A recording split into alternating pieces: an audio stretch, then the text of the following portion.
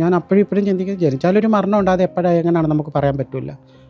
അപ്പം ഞാൻ വിചാരിച്ച് ഞാൻ കാരണം ഒരാളോട് രക്ഷപ്പെടുന്നെങ്കിൽ എനിക്ക് സന്തോഷമാണ്. എനിക്ക് ടച്ചിങ് ആയിട്ട് തോന്നിയത് ബിനുവിൻ്റെ കിഡ്നി സ്വന്തം കൂട്ടുകാരൻ, അതും യാതൊരു നിവൃത്തിയില്ലാത്ത ഒരാൾക്ക് കൂട്ടുകാരൻ എന്നുള്ള രീതിയിൽ ദാനം ചെയ്തു എന്നറിഞ്ഞപ്പോൾ അത് MS സുനിൽ ടീച്ചർ 365ാമത് വീട് നിർമ്മിച്ച് നൽകിയിരിക്കുകയാണ്.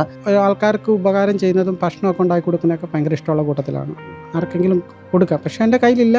എങ്കിലും അയാൾക്ക് അങ്ങനെ സുഖം ഇല്ലെന്ന് പറഞ്ഞപ്പോൾ ഞാൻ പറഞ്ഞു ഞാൻ തരാമെന്ന് പറഞ്ഞു. അപ്പം അങ്ങനെ പറഞ്ഞെങ്കിൽ ചെക്ക് ചെയ്ത് നോക്കിയപ്പോഴത്തേക്കിന് എൻ്റെ ഗ്രൂപ്പും അയാളുടെ ഗ്രൂപ്പും കൂടെ നല്ല ഇതായിരുന്നു.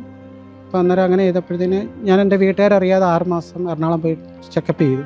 ചെക്കപ്പ് ചെയ്ത് കഴിഞ്ഞപ്പോഴത്തേക്കിന് കമ്മിറ്റി കൂടുമ്പോഴത്തേനും ഒന്ന് അമ്മയുടെ സമ്മതം, ഭാര്യയുടെ സമ്മതമാണ്. അപ്പോൾ ഭാര്യയുടെ സമ്മതം വരുമ്പോഴത്തേന് അത് നടന്നില്ല. അങ്ങനെ ഞാൻ എൻ്റെ അമ്മയെ വിളിച്ചുകൊണ്ട് ഇവിടുന്ന് വന്ന് അച്ഛനോട് കള്ളം പറഞ്ഞിട്ട് അമ്മയെ വിളിച്ചുകൊണ്ട് കോട്ടയത്ത് പോയി. കോട്ടയത്ത് ചെന്ന് സ്റ്റാൻഡ് വെച്ചാൽ ഞാൻ എൻ്റെ അമ്മയുടെ കാര്യം പറയുന്നത്, ഇതുപോലെ ഒരാൾക്ക് കൊടുക്കാൻ വന്നതാണ്. അപ്പോൾ അമ്മ നടന്നുകൊണ്ട് നടക്കുന്നു പറഞ്ഞു, നിനക്ക് 2 ആമ്പിള്ളേരില്ലേ, നീ എന്താ വെച്ചിട്ട്. അപ്പം ഞാൻ വിളിച്ചു